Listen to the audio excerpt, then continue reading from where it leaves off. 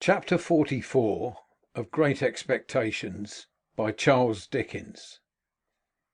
In the room where the dressing table stood, and where the wax candles burnt on the wall, I found Miss Havisham and Estella. Miss Havisham seated on a settee near the fire, and Estella on a cushion at her feet. Estella was knitting, and Miss Havisham was looking on. They both raised their eyes as I went in, and both saw an alteration in me.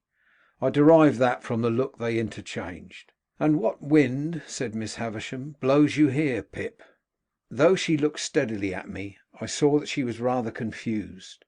Estella, pausing a moment in her knitting with her eyes upon me, and then going on, I fancied that I read in the action of her fingers, as plainly as if she had told me in the dumb alphabet, that she perceived I had discovered my real benefactor. "Miss Havisham," said I went to Richmond yesterday to speak to Estella, and finding that some wind had blown her here, I followed."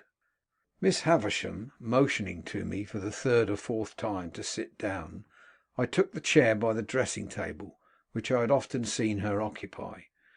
With all that ruin at my feet and about me, it seemed a natural place for me that day. "What I had to say to Estella, Miss Havisham, I will say before you, presently, in a few moments. It will not surprise you, it will not displease you. I am as unhappy as you can ever have meant me to be." Miss Havisham continued to look steadily at me. I could see in the action of Estella's fingers as they worked that she attended to what I said, but she did not look up. "I have found out who my patron is. It is not a fortunate discovery, and it is not likely ever to enrich me in reputation, station, fortune, anything. There are reasons why I must say no more of that. It is not my secret, but another's." As I was silent for a while, looking at Estella and considering how to go on, Miss Havisham repeated, "It is not your secret, but another's. Well?" "When you first caused me to be brought here, Miss Havisham, when I belonged to the village over yonder, that I wish I had never left, I suppose I did really come here as any other chance boy might have come, as a kind of servant to gratify a want or a whim, and to be paid for it." "Ay, Pip," replied Miss Havisham, steadily nodding her head, "you did." "And that Mr. Jaggers—" "Mr. Jaggers," said Miss Havisham, taking me up in a firm tone, "had nothing to do with it, and knew nothing of it. His being my lawyer, and his being the lawyer of your patron, is a coincidence. He holds the same relation towards numbers of people, and it might easily arise. Be that as it may, it did arise, and was not brought about by any one." Any one might have seen in her haggard face that there was no suppression or evasion so far. "But when I fell into the mistake I have so long remained in, at least you led me on," said I. "Yes," she returned, again nodding steadily, "I let you go on. Was that kind?" "Who am I?" cried Miss Havisham, striking her stick upon the floor, and flashing into wrath so suddenly that Estella glanced up at her in surprise. "Who am I, for God's sake, that I should be kind?" It was a weak complaint to have made, and I had not meant to make it. I told her so as she sat brooding after this outburst. "Well, well, well," she said, "what else?" "I was liberally paid for my old attendance here," I said to soothe her, "in being apprenticed, and I have asked these questions only for my own information. What follows has another, and I hope more disinterested purpose. In humouring my mistake, Miss Havisham, you punished, practised on, perhaps you will supply whatever term expresses your intention without offence, your self-seeking relations. I did. Why, they would have it so. So would you. What has been my history, that I should be at the pains of entreating either them or you not to have it so? You made your own snares. I never made them." Waiting until she was quiet again, for this too flashed out of her in a wild and sudden way, I went on. "I have been thrown among one family of your relations, Miss Havisham, and have been constantly among them since I went to London. I know them to have been as honestly under my delusion as myself, and I should be false and base if I did not tell you, whether it is acceptable to you or no, and whether you are inclined to give credence to it or no, that you deeply wrong both Mr. Matthew Pocket and his son Herbert if you suppose them to be otherwise than generous, upright, open, and incapable of anything designing or mean." "They are your friends," said Miss Havisham. "They made themselves my friends," said I, "when they supposed me to have superseded them, and when Sarah Pocket, Miss Georgiana, and Mistress Camilla were not my friends, I think." This contrasting of them with the rest seemed, I was glad to see, to do them good with her. She looked at me keenly for a little while, and then said quietly, "What do you want for them?" "Only," said I, "that you would not confound them with the others. But believe me, they are not of the same nature." Still looking at me keenly, Miss Havisham repeated, "What do you want for them?" "I am not so cunning, you see," I said in answer, conscious that I reddened a little, "as that I could hide from you, even if I desired, that I do want something. Miss Havisham, if you would spare the money to do my friend Herbert a lasting service in life, but which from the nature of the case must be done without his knowledge, I could show you how." "Why must it be done without his knowledge?" she asked, settling her hands upon her stick, that she might regard me the more attentively. "Because," said I began the service myself more than 2 years ago, without his knowledge, and I don't want to be betrayed. Why I fail in my ability to finish it I cannot explain. It is part of the secret which is another person's and not mine." She gradually withdrew her eyes from me and turned them on the fire. After watching it for what appeared to be the silence, and by the light of the slowly wasting candles, to be a long time, she was roused by the collapse of some of the red coals, and looked towards me again, at first vacantly, then with a gradually concentrating attention. All this time Estella knitted on. When Miss Havisham had fixed her attention on me, she said, speaking as if there had been no lapse in our dialogue, "What else?" "Estella," said I, turning to her now, and trying to command my trembling voice, "you know I love you. You know that I have loved you long and dearly."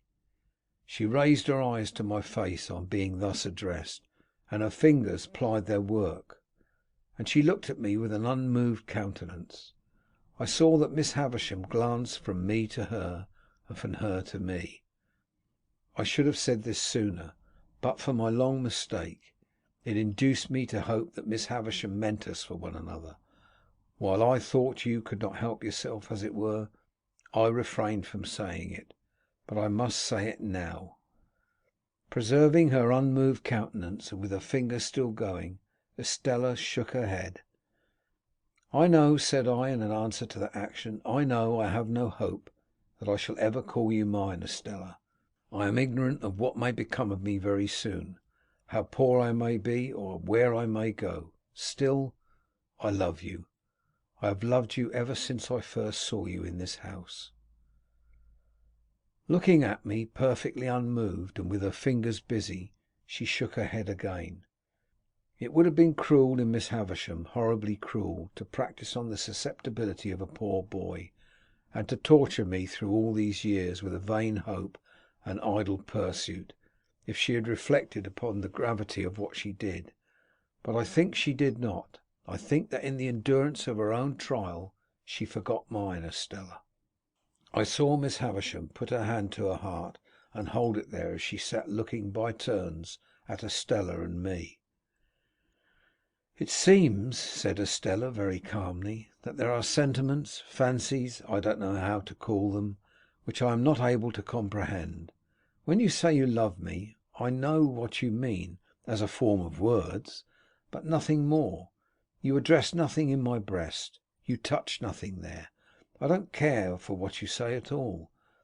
I have tried to warn you of this. Now have I not?" I said in a miserable manner, "Yes." "Yes, but you would not be warned, for you thought I did not mean it. Now did you not think so?" "I thought and hoped you could not mean it. You, so young, untried, and beautiful. Estella, surely it is not in nature." "It is in my nature," she returned, and then she added, with a stress upon the words, "it is in the nature formed within me. I make a great difference between you and all other people when I say so much. I can do no more." "Is it not true," said I, "that Bentley Drummle is in town here and pursuing you?" "It is quite true," she replied, referring to him with the indifference of utter contempt. "That you encourage him and ride out with him, that he dines with you this very day?" She seemed a little surprised that I should know it, but again replied, "Quite true." "You cannot love him, Estella." Her fingers stopped for the first time as she retorted rather angrily, "What have I told you? Do you still think, in spite of it, that I do not mean what I say? You would never marry him, Estella." She looked towards Miss Havisham and considered for a moment with her work in her hands. Then she said, "Why not tell the truth? I am going to be married to him." I dropped my face into my hands, but was able to control myself better than I could have expected, considering what agony it gave me to hear her say those words. When I raised my face again, there was such a ghastly look upon Miss Havisham's that it impressed me, even in my passionate hurry and grief. "Estella, dearest Estella, do not let Miss Havisham lead you into this fatal step. Put me aside for ever. You have done so, I well know, but bestow yourself on some worthier person than Drummle. Miss Havisham gives you to him as the greatest slight and injury that could be done to the many far better men who admire you, and to the few who truly love you. Among those few there may be one who loves you even as dearly, though he has not loved you as long as I. Take him, and I can bear it better for your sake." My earnestness awoke a wonder in her that seemed as if it would have been touched with compassion, if she could have rendered me at all intelligible to her own mind. "I am going," she said again in a gentler voice, "to be married to him. The preparations for my marriage are making, and I shall be married soon. Why do you injuriously introduce the name of my mother by adoption? It is my own act." "Your own act, Estella, to fling yourself away upon a brute?" "On whom should I fling myself away?" she retorted with a smile. "Should I fling myself away upon the man who would the soonest feel, if people do feel such things, that I took nothing to him? There, it is done. I shall do well enough, and so will my husband. As to leading me into what you call this fatal step, Miss Havisham would have had me wait and not marry yet. But I am tired of the life I have led, which has very few charms for me, and I am willing enough to change it. Say no more. We shall never understand each other." "Such a mean brute, such a stupid brute," I urged in despair. "Don't be afraid of my being a blessing to him," said Estella. "I shall not be that. Come, here is my hand. Do we part on this, you visionary boy or man?" "Oh, Estella," I answered, as my bitter tears fell fast on her hand, do what I would to restrain them. "Even if I remained in England and could hold my head up with the rest, how could I see you Drummle's wife?"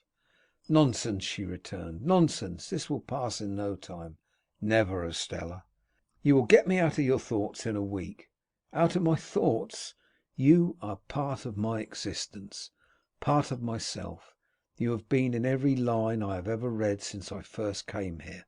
The rough common boy whose poor heart you wounded even then. You have been in every prospect I have ever seen since, on the river, on the sails of the ships, on the marshes, in the clouds, in the light, in the darkness, in the wind, in the woods, in the sea, in the streets. You have been the embodiment of every graceful fancy that my mind has ever become acquainted with. The stones of which the strongest London buildings are made are not more real or more impossible to be displaced by your hands than your presence and influence have been to me, there and everywhere, and will be, Estella, to the last hour of my life. You cannot choose but remain part of my character, part of the little good in me, part of the evil. But in this separation I associate you only with the good, and I will faithfully hold you to that always, for you must have done me far more good than harm, let me feel now what sharp distress I may. Oh, God bless you, God forgive you." In what ecstasy of unhappiness I got these broken words out of myself, I don't know. The rhapsody welled up within me like blood from an inward wound, and gushed out. I held her hand to my lips some lingering moments, and so I left her. But ever afterwards I remembered, and soon afterwards with stronger reason, that while Estella looked at me merely with incredulous wonder, the spectral figure of Miss Havisham, her hands still covering her heart, seemed all resolved into a ghastly stare of pity and remorse. All done, all gone. So much was done and gone, that when I went out at the gate, the light of the day seemed of a darker colour than when I went in. For a while I hid myself among some lanes and bypaths, and then struck off to walk all the way to London, for I had by that time come to myself so far as to consider that I could not go back to the inn and see Drummle there, that I could not bear to sit upon the coach and be spoken to, that I could do nothing half so good for myself as to tire myself out. It was past midnight when I crossed London Bridge, pursuing the narrow intricacies of the streets which at that time tended westward near the Middlesex shore of the river. My readiest access to the Temple was close by the river side, through Whitefriars. I was not expected till to-morrow, but I had my keys, and if Herbert were gone to bed, I could get to bed myself without disturbing him. As it seldom happened that I came in at that Whitefriars gate after the Temple was closed, and as I was very muddy and weary, I did not take ill that the night porter examined me with much attention as he held the gate a little way open for me to pass in. To help his memory, I mentioned my name. "I was not quite sure, sir, but I thought so. Here's a note, sir. The messenger that brought it said, would you be so good as to read it by my lantern?" Much surprised by the request, I took the note. It was directed to Philip Pip, Esquire, and on the top of the superscription were the words, "Please read this here."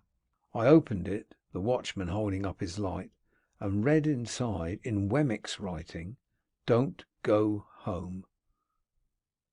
End of chapter 44.